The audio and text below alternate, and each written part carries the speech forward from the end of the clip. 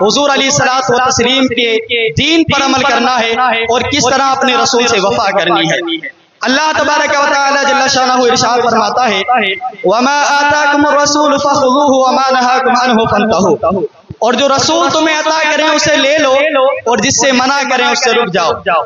کیا میرا انداز یہ ہے کہ سامنے والوں کو بولنا پڑے کہ رسول جو تمہیں عطا کرے اس کو لے لو اور جس سے منع کریں اس سے رک جاؤ، یعنی کہ جس چیز کا حکم رسول اللہ صلی اللہ تعالی علیہ وسلم آپ کو دے دیں، حکم فرما دیں، آپ اس پر عمل کریں، اس کام کو کریں، اور جس چیز سے حضور منع فرمائیں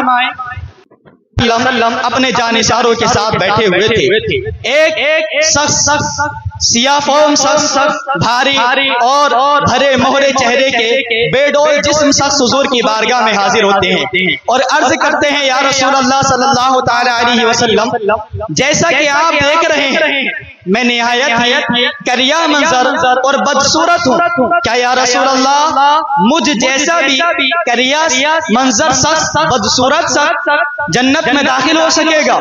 میرے رسول ارشاد فرماتے ہیں رسول اللہ نے ان پر لطف و کرم سے بھری نظر ڈالی اور کہا کہ تمہاری بدصورتی ہرگز تمہیں جنت میں داخل ہونے سے نہیں روکے گی۔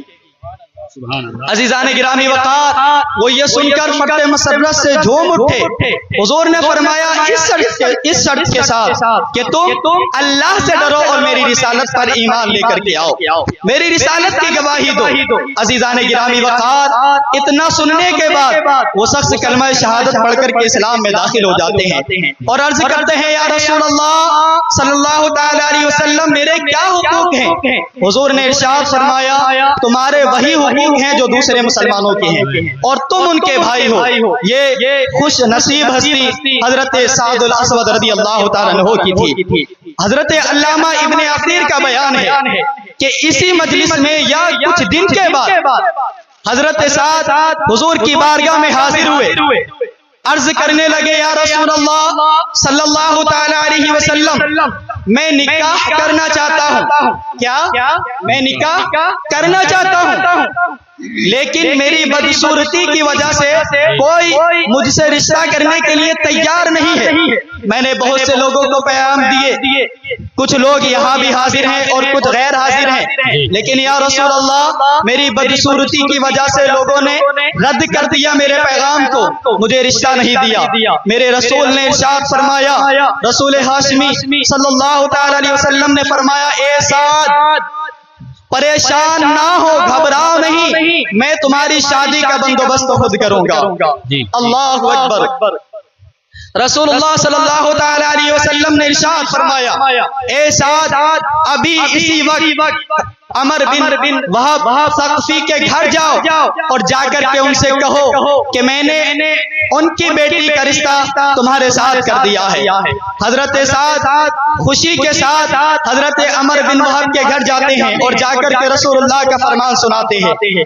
اب ظاہر سی بات ہے کہ ایک باپ چاہتا ہے کہ اس کی بیٹی کو خوبصورت اچھا ذہین شخص ملے تاکہ اس کی بیٹی ناز کے ساتھ رہ سکے، خوشیوں کے ساتھ رہ سکے۔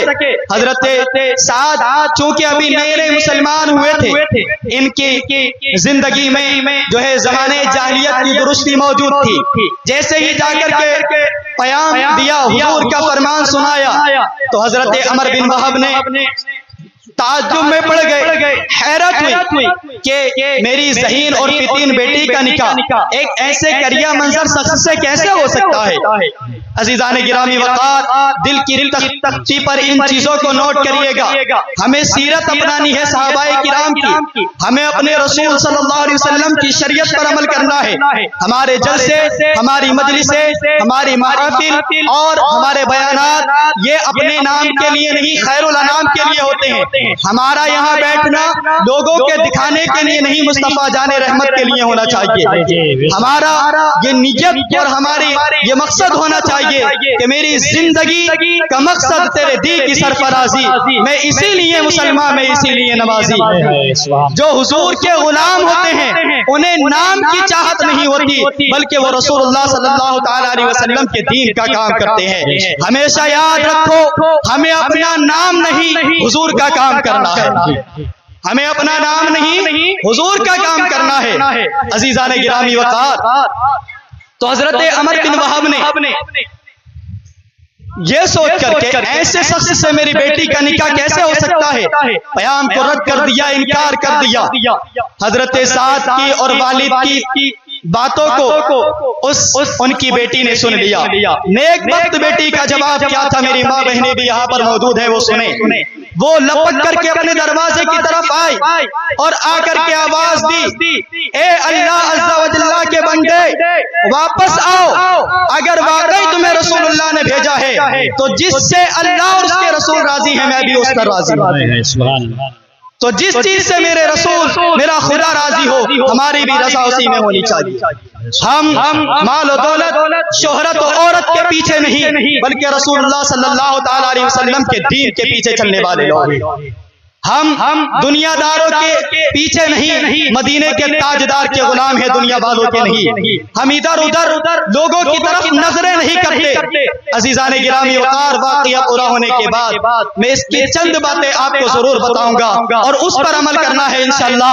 دنیا بھی آپ کی چمکے گی، آخرت بھی چمکے گی، اس لیے کہ چمک تجھ سے پاتے ہیں سب پانے والے، میرا دل بھی چمکا دے چمکانے والے۔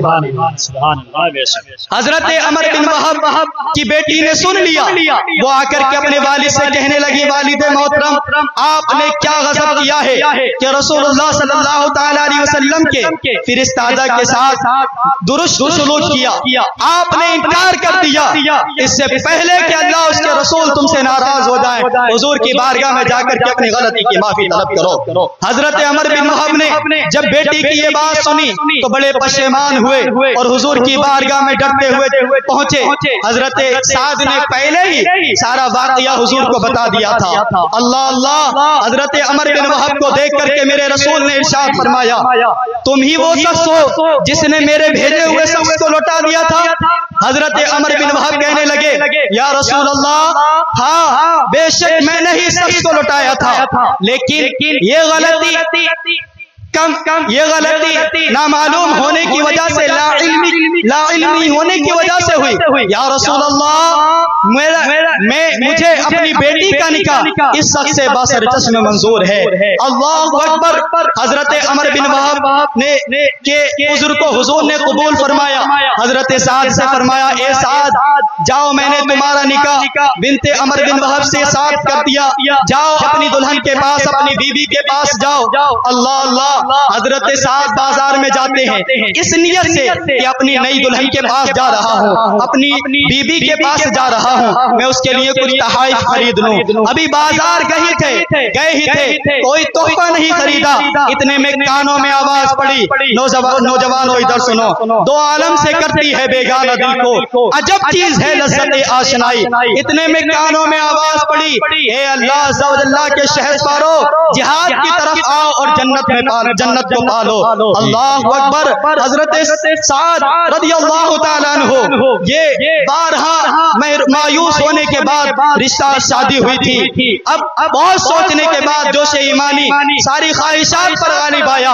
اب یہ شخص، یہ صحابی رسول جو دلہن کے لیے جو تحائف خریدنے کے لیے گئے تھے، اب تحفوں کو نہیں خریدا، بلکہ کیا کیا عزیزان گرامی وقار، انہوں نے تحائف نہیں خریدے بلکہ اس سے گھوڑا، نیزہ اور ڈھال کو، تلوار کو خرید لیا اور رسول اللہ صلی اللہ تعالی علیہ وسلم کی قیادت میں لڑی جانے والی جنگ میں جا کر کے شہید ہو گئے۔ اللہ اکبر۔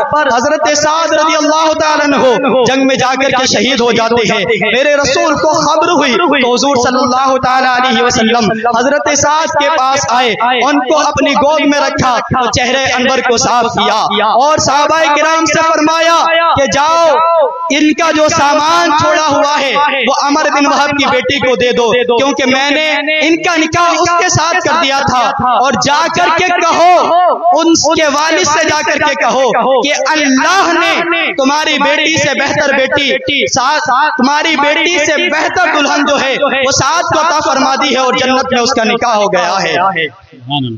عزیزان گرامی وقار، تو اس واقعے کا خلاصہ 4 باتوں میں عرض کرنے کے بعد میں گزر رہا ہوں۔ ان باتوں کو یاد رکھنا ہے، اسی پر عمل کرنا ہے، اپنے بغض و عناد حسد کی آگ میں نہیں جلنا۔ دنیا دار چودھری بن کر کے، پردھان بن کر کے، ان سب کے لیے ہم بہت جی لیے، اب جیئیں گے حضور کے لیے، مریں گے حضور کے لیے۔ آپس میں بہت لڑ لیے، آپس میں بہت ایک دوسرے سے حسد رکھ لیا کہ یہ زمین کے جھگڑے، یہ قوم کے جھگڑے۔ میں کہتا ہوں اب قوم میں بٹ کر کے نہیں، بلکہ رسول اللہ کے غلام بن کر کے جیو۔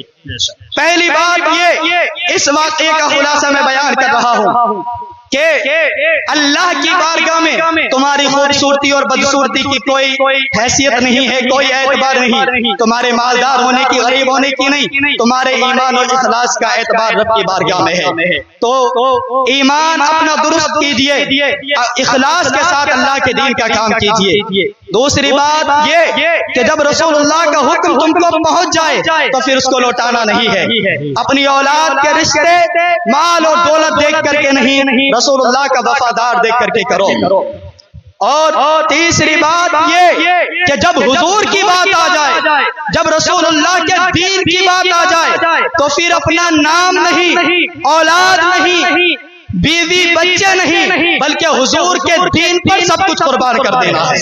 یا رسول اللہ ہے جو زندگانی باقی، یہ ارادہ کر لیا ہے میں مروں گا آقا تیرے دشمنوں سے لڑتے لڑتے، میں مروں گا آقا تیرے دشمنوں سے لڑتے لڑتے۔ عزیزان گرامی وقار، بس یہی پیغام میرا آپ کو ہے کہ آپ دوسروں کے طریقے پر نہیں چلنا، ٹھوکر مارو اس دنیا کے نشے کو، نشے کی چاہت کو، ناچ گانے کو، بلکہ یہ کہو کہ ہم ان سب کی طرف نہیں دیکھتے، اور کسی جانب کیوں جائیں، کسی اور کو کیوں دیکھیں، اپنا تو گنبد خضرا سب کچھ کل بھی تھا اور آج بھی ہے، میرے نبی سے میرا رشتہ کل بھی تھا اور آج بھی ہے۔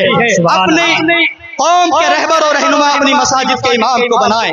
امام، بس اس بات کے بعد اختتام، امام ہم کہتے ہیں ہمارے سروں کا تاج ہے، سب کے سروں کا تاج ہے، ہاتھ کھڑے کر کے بتائیں۔ ہمارے سروں کا تاج ہماری مسجد کا امام، لیکن حقیقت اس کے برعکس ہے۔ زبان سے کہتے اب یہ الفاظ بہتر نہیں لگتے، تاج کو سنبھال کر کے رکھا، تاج کو سنبھال کر کے رکھا جاتا ہے، تاج کو اچھالا نہیں جاتا۔